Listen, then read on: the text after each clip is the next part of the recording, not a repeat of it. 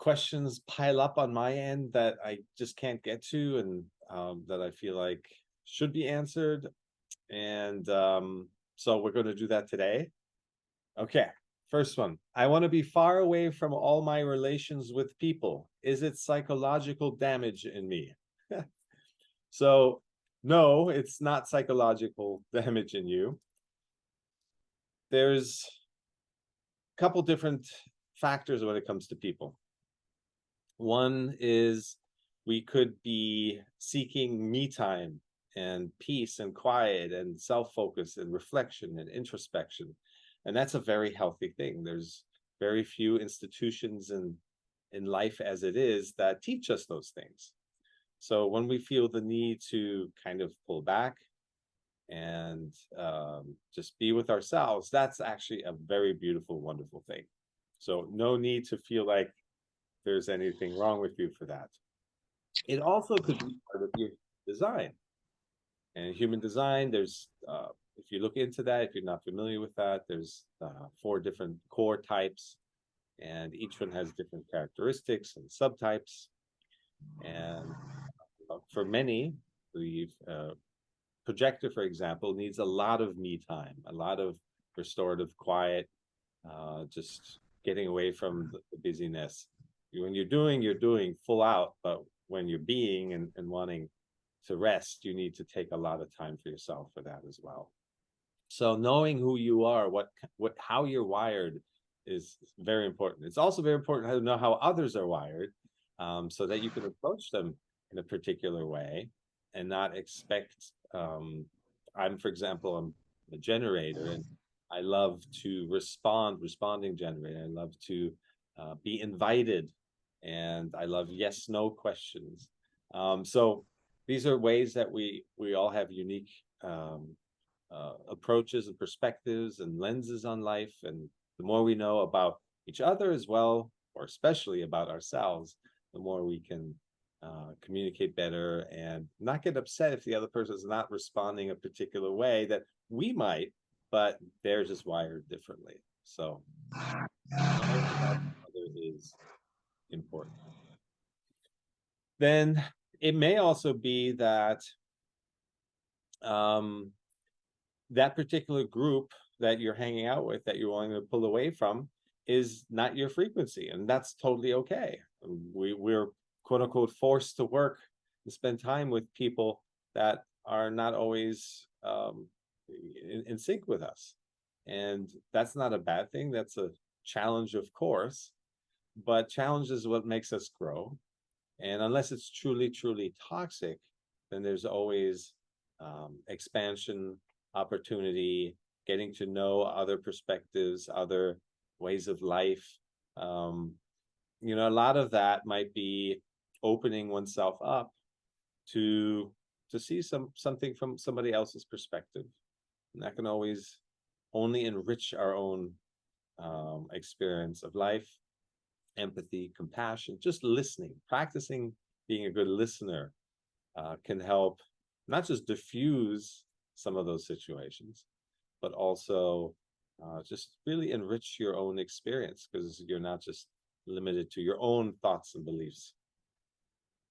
And therein lies another core lesson in life, and that is to not be in resistance to others being.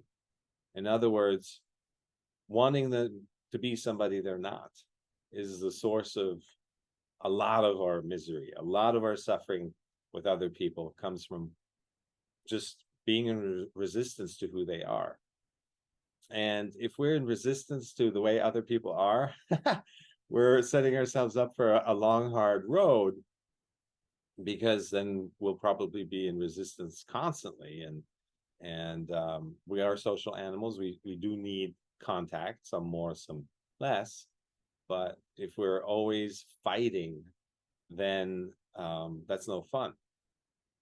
And especially when it comes to close relationships, intimate partnerships, or family relations, or close friends, the pushing back against who they are is our contribution to the dynamic. So it's essentially 50%. If we don't like how somebody is, well, our resistance to who they are is keeping them in place. It's keeping the energy in place.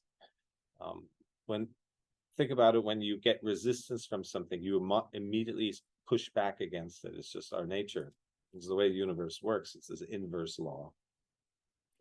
So when we want somebody to be different, then they feel that, even if we don't say anything, they can sense that.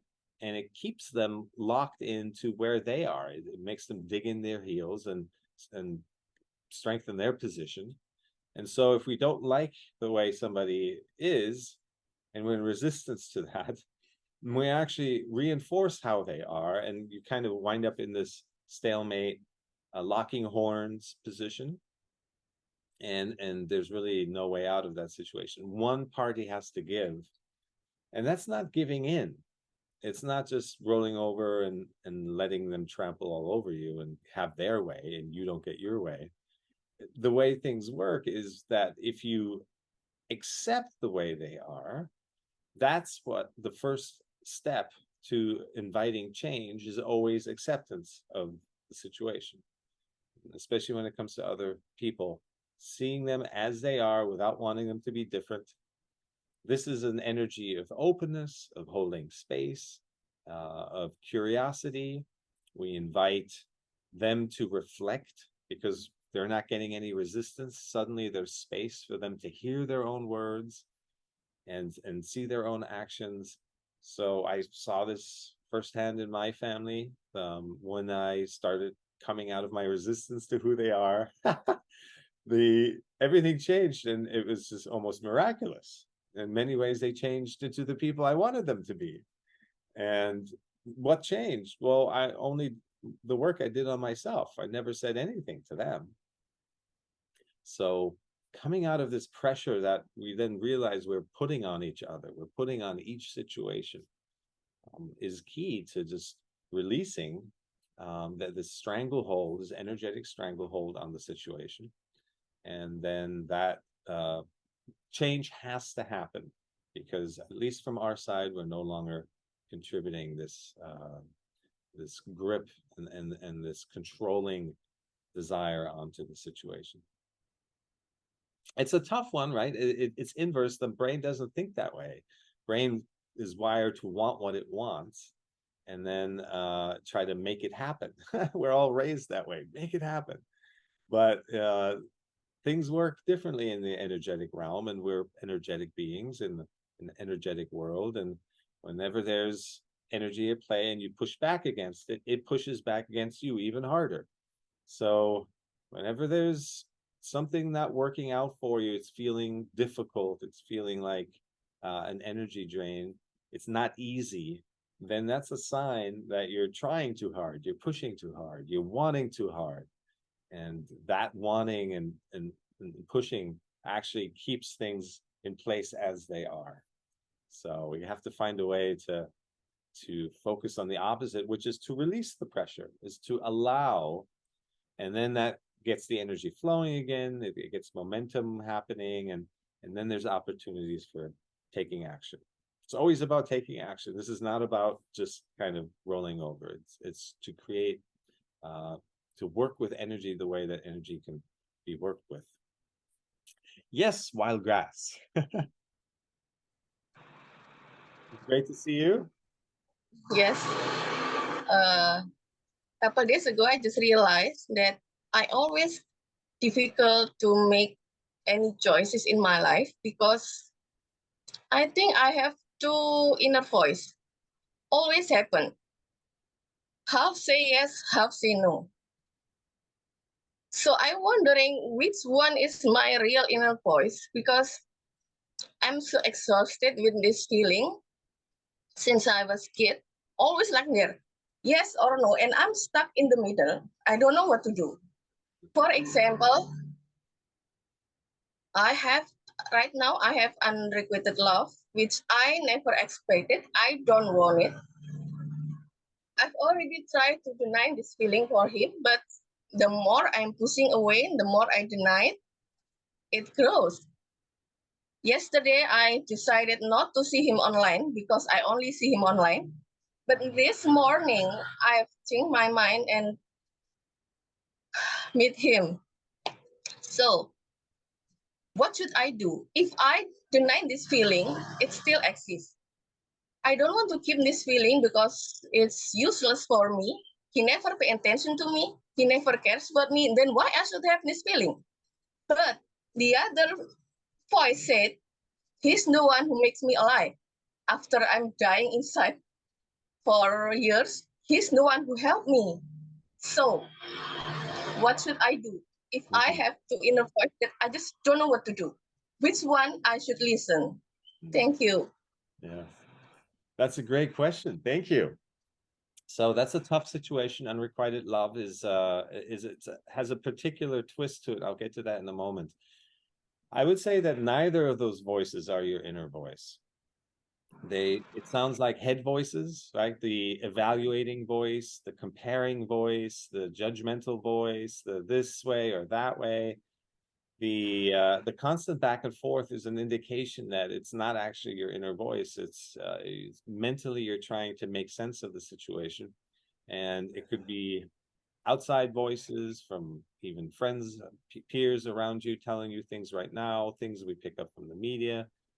It's just really being in our head about the situation and trying to reason with the situation. And that's when this back and forth happens, and that's when the exhaustion happens. We do that with everything. Living life through the mental lens exhausts us. There's never a type of peace and a type of truth that is permanent. It's always impermanent. It always requires constant validation and valuation and validation. And so you can see this in the aspect of one moment you think one thing, and the next moment that voice says another thing, and that's just the monkey mind. It jumps around, and not just in situations like this, in anything in life. And so to navigate life through this mental lens is just a very difficult proposition. So what I recommend there is to, and we'll do a meditation at the end of today. Come out of that mind. Your inner truth doesn't require outside validation. It doesn't look for proof on the outside. It's kind of conditional living. Outside, you're looking for conditions to make you feel a particular way. We want to start living inside out so that we have a truth that we know is ours, and it's pretty unwavering. It doesn't one day it's one thing and the next day it's another. You just know it. It's a feeling more than kind of a knowing in the head. So it also doesn't, this inner truth also doesn't clash with the truth of others.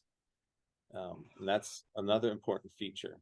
In fact, you want others to have their inner truth because it's just such a rock solid feeling. And so these are some of the indicators of what inner truth feels like, your inner voice sounds like, as opposed to kind of jumping around and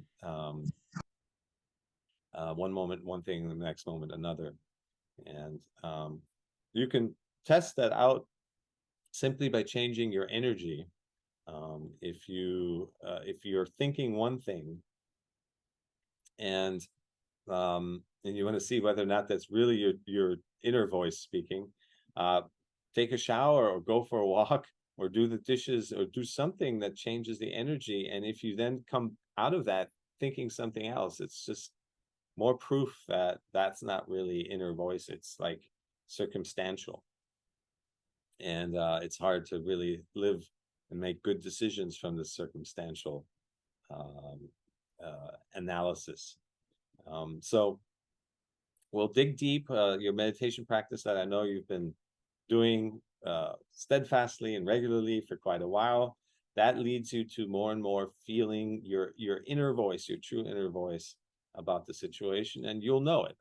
No one can tell you other than yourself what's best to do in that situation. And sometimes the process is having to go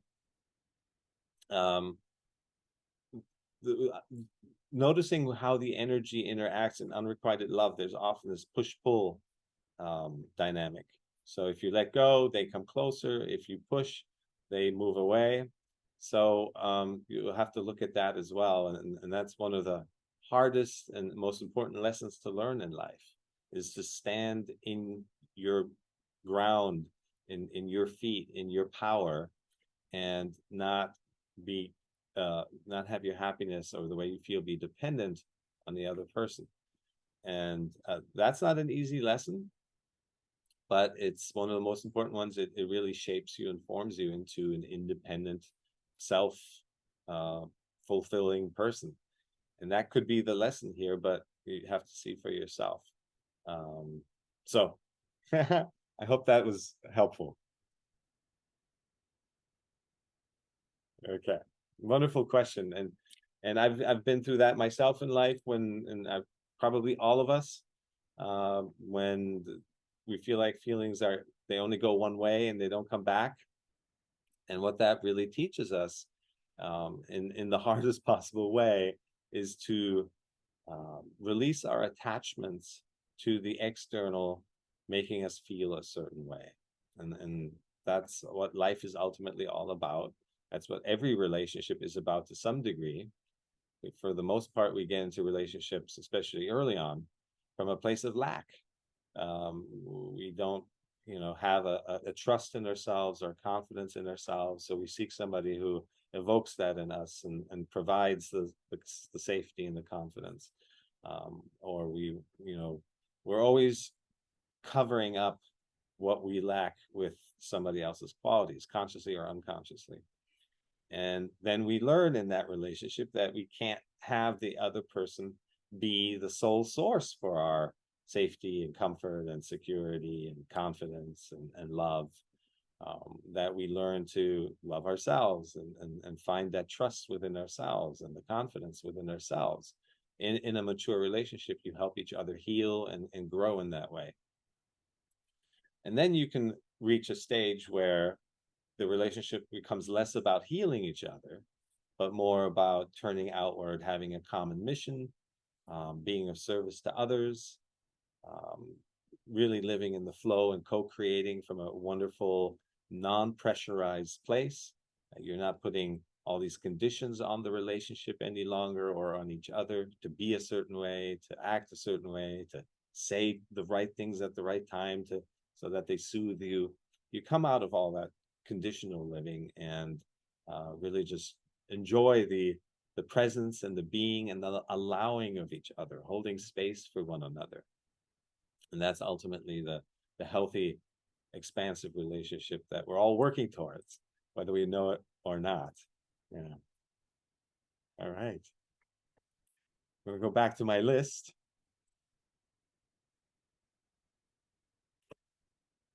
What is the most valuable heritage we can give to our children? So it's non-resistance. Non-resistance essentially is presence. It's seeing things as they are without wanting them to be different. This applies to all situations in life. The greatest gift my dad gave me, and I've had conversations with my brother as well, and my mom, and when he transitioned and left his body, he was in complete peace, in complete non-resistance. And that was the greatest gift, because it left behind an imprint of ease, of acceptance, of peacefulness, of no regrets, right? No sense of guilt or missed opportunities, anything. To be completely at peace is really, really powerful. And if we can leave that in every room that we step into, if we can leave that essence as our imprint, then that's the most powerful thing we can pass along, not just in the end of life situation, but in every single day situation. We learn mostly, if we think about, we were all kids here at one point, and some of us still are. But what we learn mostly from our parents is not what they said or what they told us. It's what we observed. It's how they carried themselves in tough moments and happy moments throughout life with each other, and how they resolved situations and arguments and challenges. So that's our imprint, is the unspoken mostly. And that's because we're not, again, the topic of non-resistance. We learn the most when we're open, not when somebody's talking at us and telling us what to do, but when we're open and listening and observing, and they're just being, and we get to take that in a much deeper way than if it's all about rules or being more specifically told what to do. So non-resistance is essentially being at peace with as things as they are, so that you can then take clear action again. It all comes back down to spending as little time as possible stewing in reactivity to something, wanting it to be different than what it is, which makes no sense anyway. Even rationally, it makes no sense to want something that has already happened to be different. It's not going to change it. We all know that. But to rewire the brain to come out of this reactivity takes a little practice. Again, we'll do a meditation at the end of the day to help with that, to create an awareness around our thoughts about a situation, and an awareness around our feelings about a situation. If we can be aware of our thoughts, then we're not our thoughts. We can be aware of our feelings. Well, then clearly we're not our feelings. We're not identified with them. And if we can spend most of our time in this awareness, then we are bigger than any situation. No situation can get to us. Your awareness is the container through which life is flowing, in entering and exiting our experience. So nothing can really get to us in that state, and rather we see things clearly, and we stay equanimous. Right? A balanced mind can make better decisions. A reactive mind doesn't make good decisions. That's it's very you don't see as much of the situation as you would if you're having kind of a clear oversight. You're more caught up in one angle, one perspective when you're reactive, and you're coming from this closed off energy that is ready to fight and is divisive, as opposed to being clear-headed about it and then seeing more perspectives, more angles, and more opportunities consequently. So it's really just, mindfulness is about minimizing the time that we spend lost in thought and maximizing the time we spend in presence, seeing what actually is, and then being able to engage with that, not engaging with our thoughts. That's not real. It's just not real. That's how we get lost in thought for most of our time. 50 to 80% of our day, we're lost in thought. And that's time spent not living. It's remarkable. We could expand our experience of life by a lot if we just, with every percent that we spend less lost in thought. And so the way to do that is to spend more time in our awareness and live life from this deeper essence. That is who we are. We are our awareness of ourselves.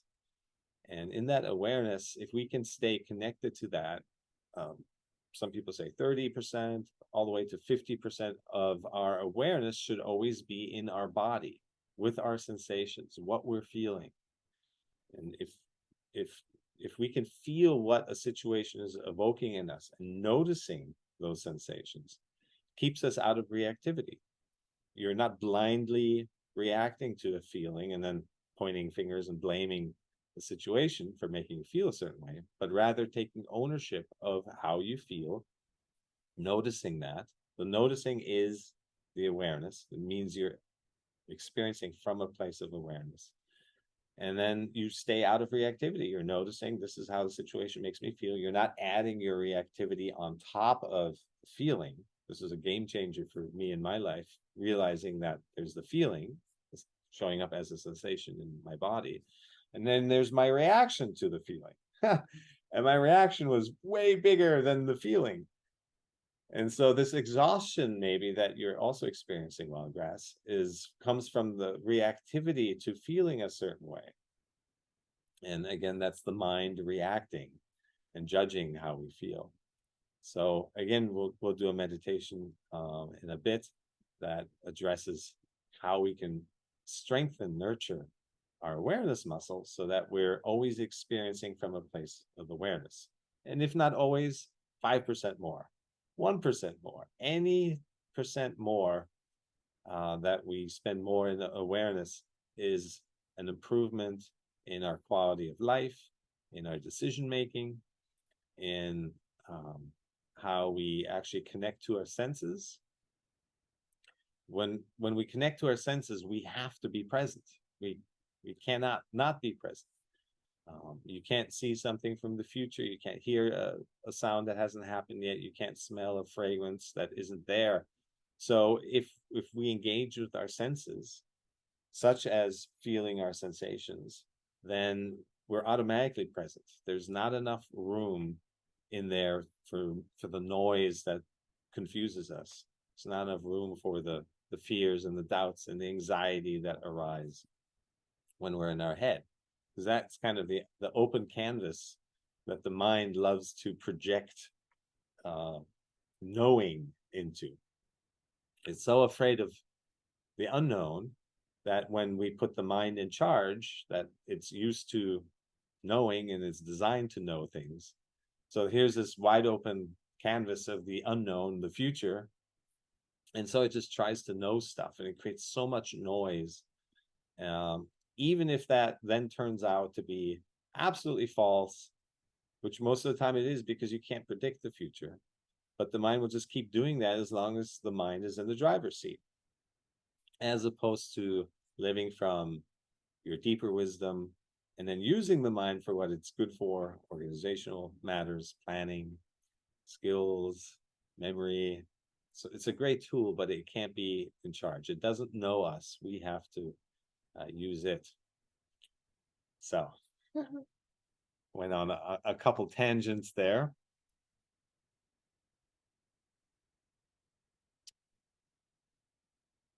Can listening to music and being lost in it be called meditation? Ooh. Yes, absolutely. There's lots of activities that can be called meditation. And if you can stay connected to your senses, then everything is essentially meditation. Meditation really isn't a separate activity. It's a state of being that we bring to our activities. So again, it's, hearing, tasting, touching, feeling, smelling things acutely with intention pulls you into presence immediately.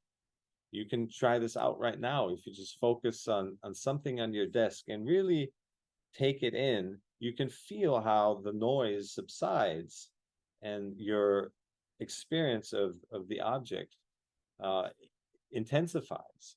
And the fears and the doubts and the anxieties, or what else we have to do today, to-do list, it just subsides and fades into the background. In fact, time fades into the background.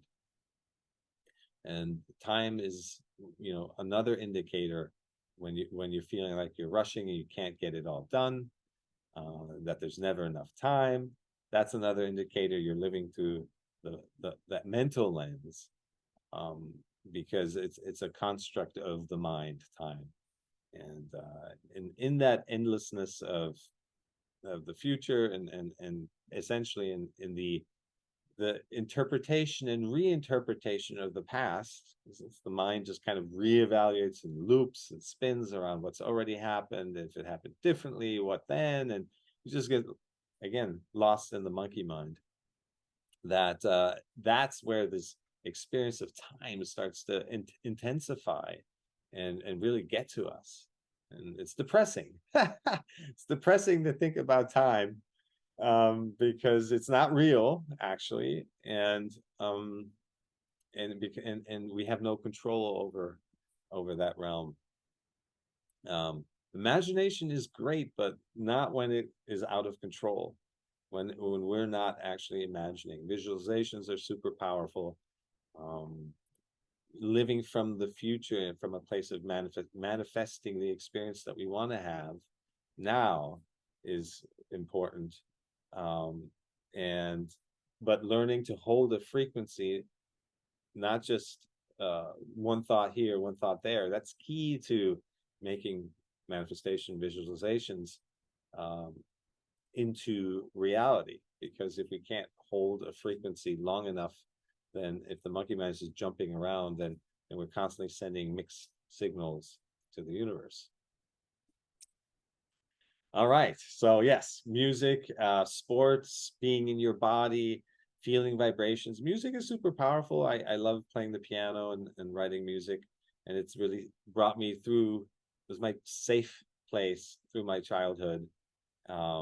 Whenever I had any issues, I would sit down at the piano and just immerse myself in the vibrations. And vibrations can reach you in places that words or other activities can't. So there's something very special about music and frequencies that touch you. They touch you in deep places, and you get to know yourself in many ways. So great question.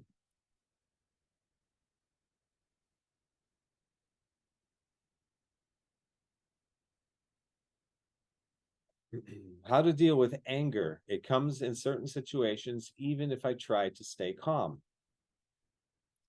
Okay. So the key with all experiences, all feelings, such as anger, but frustration or loneliness, you name it, it all ultimately comes down to knowing the sensation and where the sensation begins and where your reaction to the sensation begins. They are two separate things. So you can absolutely experience your anger. You should feel the anger. And intentionally trying to stay calm is not what's going to make the anger go away. What makes the anger go away is allowing it to arise and pass, but not adding to it by pushing it away. That is what fuels the anger. It fuels every experience. And that's how we get into reactivity, kind of like we spoke before. So the key again is to stay connected to your body in those situations that trigger us, and to notice feeling a certain way. And that noticing means you're coming at it from awareness. You're not identifying with the anger, but you're observing it, you could say. And observing it doesn't mean not feeling it. This is something that I had to figure out early on as well. I always thought that observing my feelings meant that I'm not feeling them. I still get that question a lot. And no, your feelings show up in your body somewhere as sensations. And observing those sensations actually means you're staying out of reactivity to the sensation, to the feeling. The feeling gets to arise and it gets to pass without you injecting yourself in it. It's the reacting to, the judging of the feeling, the either pushing it away or clinging to it if it's pleasant. In both instances, that reaction is what keeps the feeling stuck and lingering and amplified and beyond its natural life cycle of arising and passing. And that's how we get all jumbled up. Tell me more about responding versus reacting. Yes, so that's the difference, is when we react, we're reacting to we're coming from a place of resistance. We're not accepting the situation. We want it to be something it's not. And every situation that already is, it's too late to want it to be different. So it's really for nothing. And there's just this combustible energy about it. This you're fighting the situation. When you're responding, you're seeing it for what it is. The essence of responding is acceptance. And from this place of acceptance, you then take action, you respond. And that's always responding is always to something that's happening in front of you that's real. And reactivity has a component of uh, your mental snapshot of what you want the situation to be. You're actually reacting, if you look very closely, you're reacting to a mental image, a picture of what you think should be happening, and not actually engaging with what is happening. So that's the core difference. You're responding to what is happening by accepting it and taking action. Reaction is reacting to a mental idea of what should be happening, and then being in resistance and being frustrated and not happy. And you can't make good decisions, and you can't invite change when you're in that place of reactivity and resistance. So it's kind of a subtle difference at first, but when you spend some time with it, again, they're just words. Words are approximations, but they're distinct enough to understand the difference between those concepts, and they lead to living life from a very different place. If you can respond to what's there, you're actually participating in life. You're collaborating with life. You're unfolding with life. You're happening. You are happening with the happening. That's when you're responding, and you become a co-facilitator. You see solutions that are best for the situation, not just concerned about your own needs. You become bigger than just your own needs. So, and with that bigness comes a bigger perspective. You start to feel like you're part of the bigger current. You start to feel like one with everything. It's the path to oneness, non-resistance. Whereas resistance is the path to isolation and more loneliness and feeling small and like you're up against this big scary world, and you feel separate from everything and everyone. And that's a place from which it's easy to hate and blame and feel guilty and all these unhealthy and unpleasant experiences, and just feeling really small and separate. So big difference when we start to respond to, as opposed to trying to control and then be in resistance when things are different. Okay. Great question. I hope that was illuminating. We have time for one more. Okay.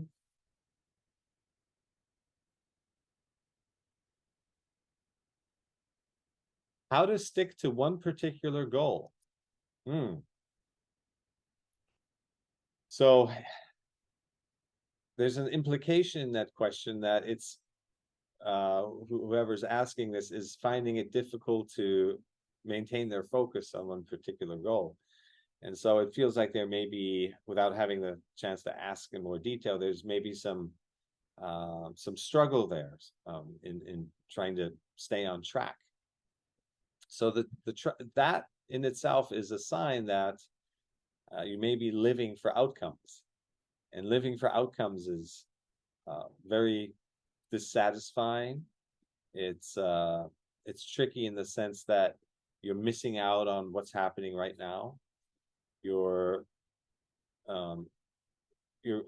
constantly with the future outcome, and so your attention is, at least in part, not with what you're doing right now. What you're doing right now, there's always justification. There's always a reason why you're doing it, a mental reason, because it's step 1, 2, 3, whatever on the way to getting somewhere.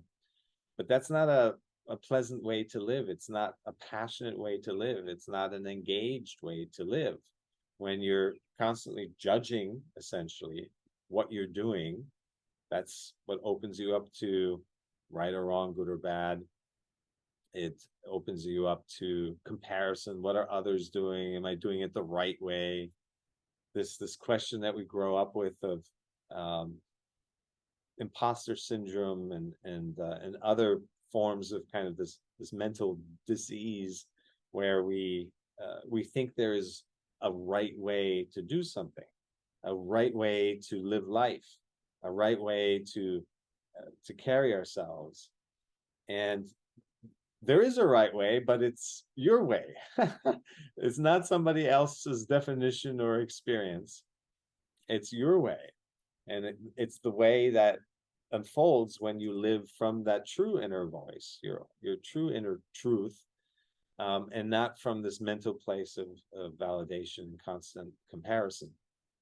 That just leads to misery, and it's an energy drain, because you're always outside of yourself. You're never in connection with yourself, and so then you're not going to know what really resonates for you. And we have to. It's the only way we can live, is to live by what resonates for us. It's a beautiful thing, actually. It's a built-in GPS. It's right there. You just have to listen. It's a subtle voice, but the more we come out of the head, the more we hear. It amplifies our inner truth, and it guides us through every situation. And it can only guide us when we're in a state of response, responding, not reactivity. Reactivity drowns out the inner voice, puts us back in our head. Responding is being connected to what is real, what is there, what is right now, presence. And then what resonates can respond to that. It can't, something from the future or the past doesn't resonate. It can only resonate in response to what's happening right now. That also implies that we realize who we are in the doing, not just in the sitting on the couch and thinking, or even just sitting and meditating by itself isn't enough to really get to know yourself. There has to be this interplay between you and your environment, you and the people. You have to just start doing, and then you learn things about yourself. Life is a mirror. If you're immobile and just kind of staring in the mirror without any doing, without any movement, it can't give you any information back. That's different from you just standing still, literally or figuratively. So there is some purpose. Some people are called to just sit in stillness for most of their time, but most of us we realize who we are and what we're made of and who we're meant to be through the doing. And the most important thing is just to start doing and let it unfold from there. Not to, again, plan and steer and control the doing, but rather to let it unfold. And all we really have to do is start somewhere. I get the question all the time of somebody wants to write a book, and Chris, where do I begin? I have all these ideas. And the answer is always the same, is just start writing. You have to get to a place where it's not you writing, but the creativity is writing itself through you.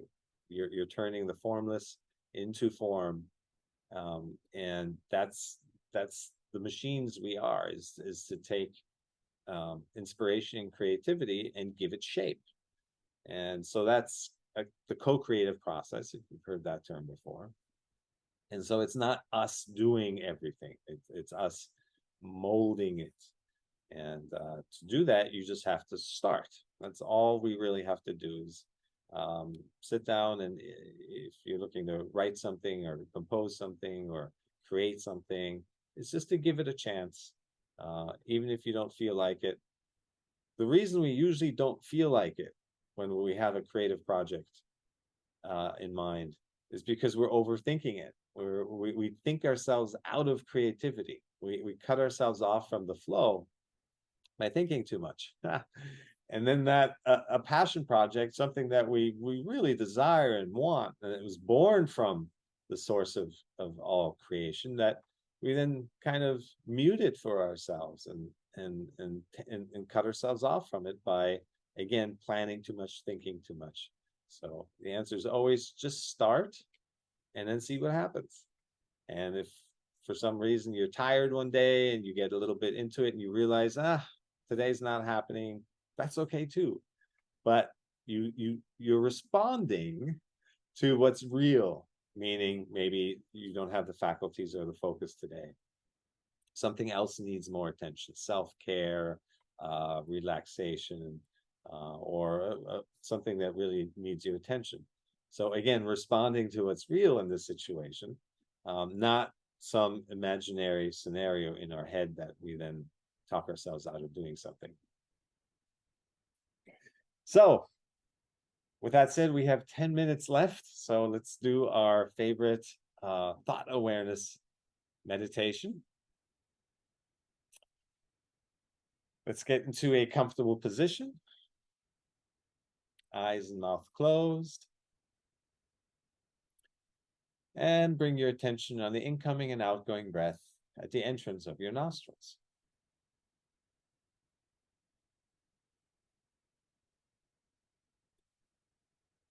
If you have trouble locating your breath, you may breathe slightly harder once or twice.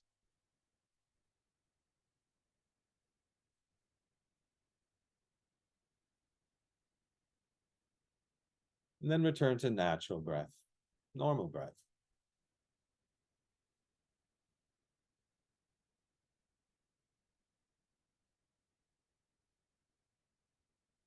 Seeing your breath as it is, not wanting it to be different.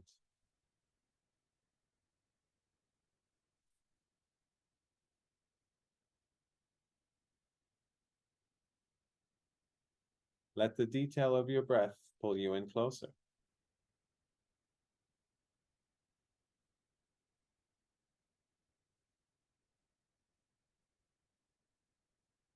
If it's shallow breath, let it be shallow.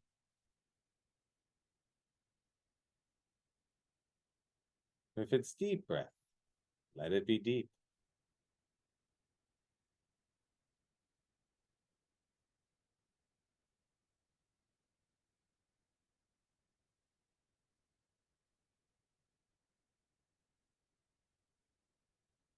If it's more in the left nostril, let it be the left nostril.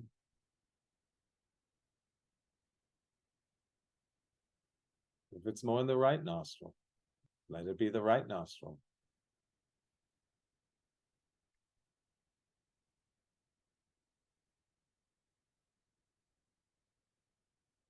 Or if it's both nostrils, let it be both.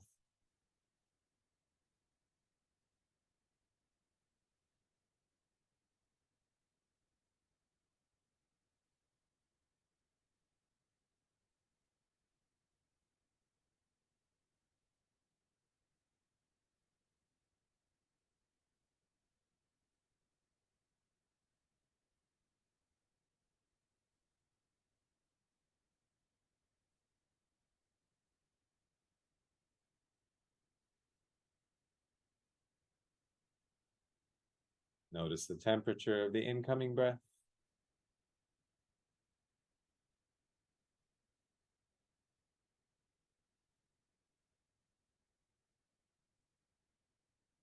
Notice the temperature of the outgoing breath.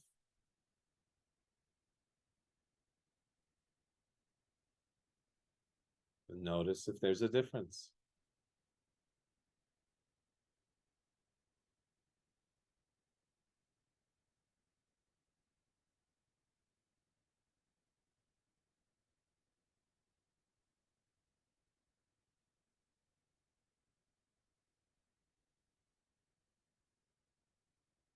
Notice the pace of the incoming breath.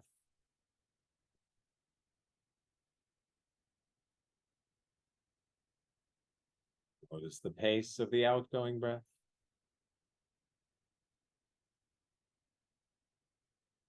Notice if there's a difference.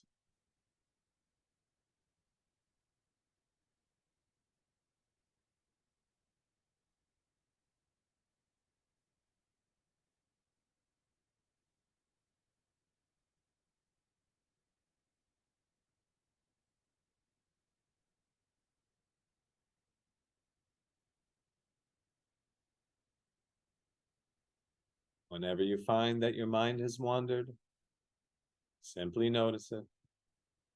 And with as little frustration as possible, return your attention back to the incoming and outgoing breath at the entrance of your nostrils.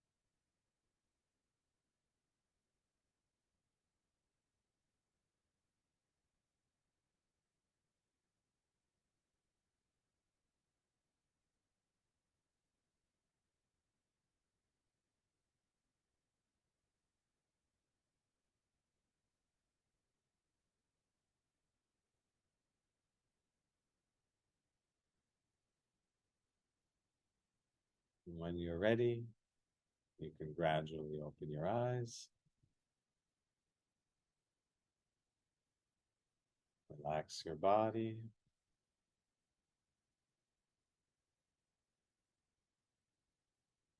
Notice your environment.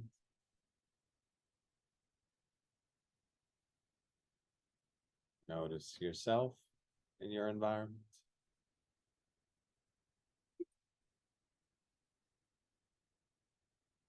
Notice the energy in your body. Notice your aliveness.